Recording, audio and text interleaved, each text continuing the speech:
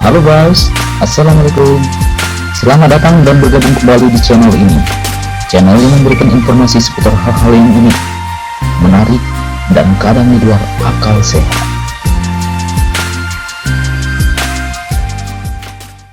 Baiklah, kali ini kita akan membahas sebuah hal yang unik dan menarik, yang tetap menjadi misteri bagi sebagian orang, terutama khususnya bagi masyarakat yang tinggal di daerah Bali dan sekitarnya, yaitu leak.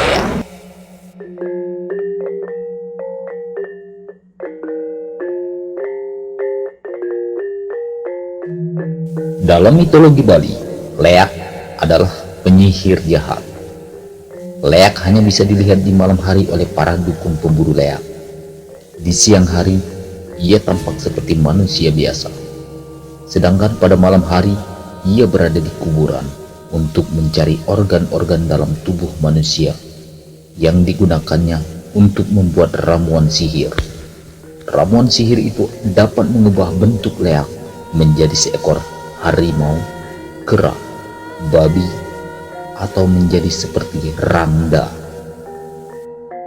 Leak di Bali kerap diidentikan dengan perilaku jahat para penganut ajaran kiri atau penyiwa, yakni berupa kepala manusia dengan organ-organ yang masih menggantung di kepala tersebut. Leak dikatakan dapat terbang untuk mencari wanita hamil, untuk kemudian menghisap darah bayi yang masih dikandungnya. Ada 3 leak yang terkenal, 2 diantaranya perempuan dan 1 laki-laki.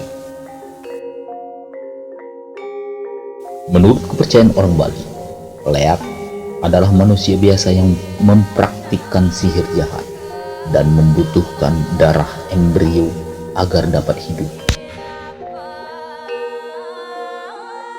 Dikatakan juga bahwa leak dapat mengubah diri menjadi babi atau bola api, sedangkan bentuk leak yang sesungguhnya memiliki lidah yang panjang dan gigi yang tajam. Beberapa orang mengatakan bahwa sihir leak hanya berfungsi di Pulau Bali, sehingga leak hanya ditemukan di Pulau Bali. Ada seseorang menusuk leher leak dari bawah ke arah kepala pada saat kepalanya terpisah dari tubuhnya. Maka leak tidak dapat bersatu kembali dengan tubuhnya. Jika kepala tersebut terpisah pada jangka waktu tertentu, maka leak akan mati. Dalam lontar Durganing Purwa dinyatakan bahwa terdapat sekitar 35 jenis leak. Di antaranya leak pemoroan, leak nengkleng, leak ugik, yang semuanya berkonotasi tentang keburukan di penganut ilmu leak itu. Leak atau liak dikenal pula sebagai ilmu penyiwa, yang berarti ilmu kiri. Adalah salah satu metode meditasi tantra khas Bali yang sering disalahartikan sebagai ilmu hitam atau ajiudi. Ilmu leak di Bali seringkali dikaitkan dengan cerita Calo Nara. Masyarakat Bali meyakini kalau kata leak berasal dari kata lina aksara, yang berarti hilangnya aksara. Kemudian 5 aksara atau panca aksara. Dengan demikian, ilmu leak sejatinya adalah ilmu aksara, yang mana aksara merupakan salah satu komponen penting dalam tantra.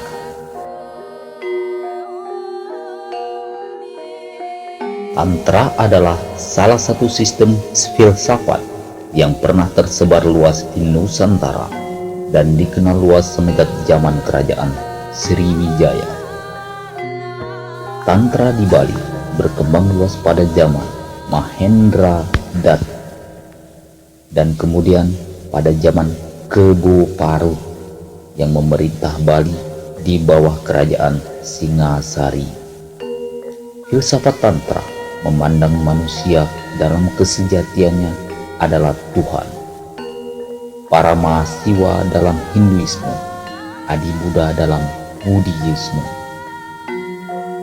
Namun, adanya ahamkara atau konsep diri personal membuat manusia melupakan kesejatiannya dan hidup dalam berbagai batasan. Metode meditasi Tantra merupakan cara untuk melepaskan batasan-batasan personal tersebut secara perlahan, sehingga pada saatnya manusia bisa menghayati kembali dirinya sebagai siwa.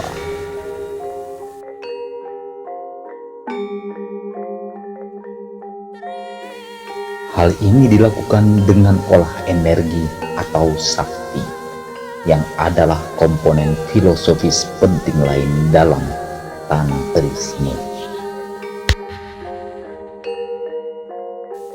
Legenda masyarakat menyebutkan bahwa ada banyak jenis leak, seperti berubah menjadi api, monyet, anjing, celuluk, rangda, garuda emas, dan badai emas. Perubahan wujud tersebut biasanya juga menentukan tingkatan ilmu leak yang dikuasai.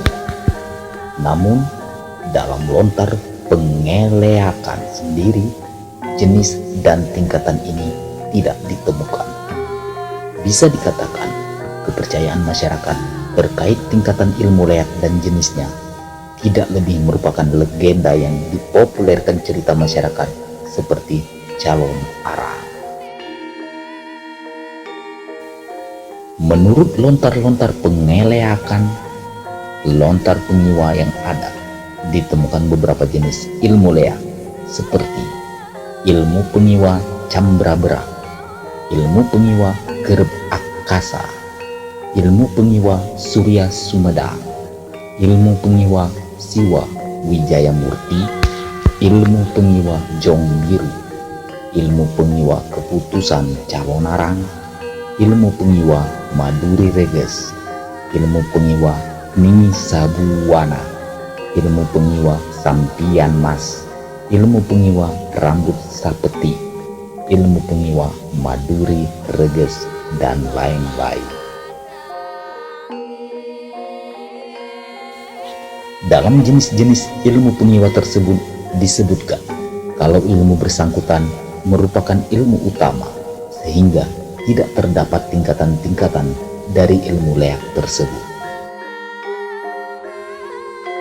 Berbicara masalah Rangda, Rangda adalah ratu dari para leak dalam mitologi Bali.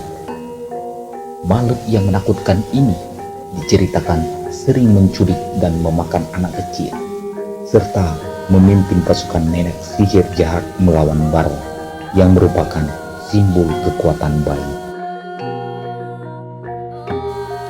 Menurut etimologinya, kata Rangda yang dikenal di Bali berasal dari bahasa Jawa kuno, yaitu dari kata randa yang berarti janda. Rangda adalah sebutan janda dari golongan Triwangsa, yaitu Waisa, Satria, dan Brahmana. Sedangkan dari golongan Sudra disebut Balu, dan kata Balu dalam bahasa Bali alusnya adalah Rangda. Perkembangan selanjutnya istilah Rangda untuk janda semakin jarang kita dengar, karena dikhawatirkan menimbulkan kesan tidak enak mengingat wujud Rangda yang air atau seram dan menakutkan, serta identik dengan orang yang mempunyai ilmu kiri atau pengiwa. Hal ini terutama kita dapatkan dalam pertunjukan-pertunjukan cerita rakyat. Dengan kata lain, ada kesan rasa takut, tersinggung, dan malu bila dikatakan bisa ngeluh, nerangjana, atau ngeleak. Sesungguhnya, pengertian di atas lebih banyak diilhami cerita-cerita rakyat yang di dalamnya terdapat unsur Rangda. Cerita yang paling besar pengaruhnya adalah Calon Arah. Diceritakan bahwa kemungkinan besar Rangda berasal dari Ratu Mahendradatta yang hidup di Pulau Jawa pada abad yang ke-11. Ia diasingkan oleh Raja Darmodayana karena dituduh melakukan perbuatan sihir terhadap permaisuri kedua raja tersebut. Menurut legenda, ia membalas dendam dengan membunuh setengah kerajaan tersebut yang kemudian menjadi miliknya serta milik putra Darmodayana, Erlangga.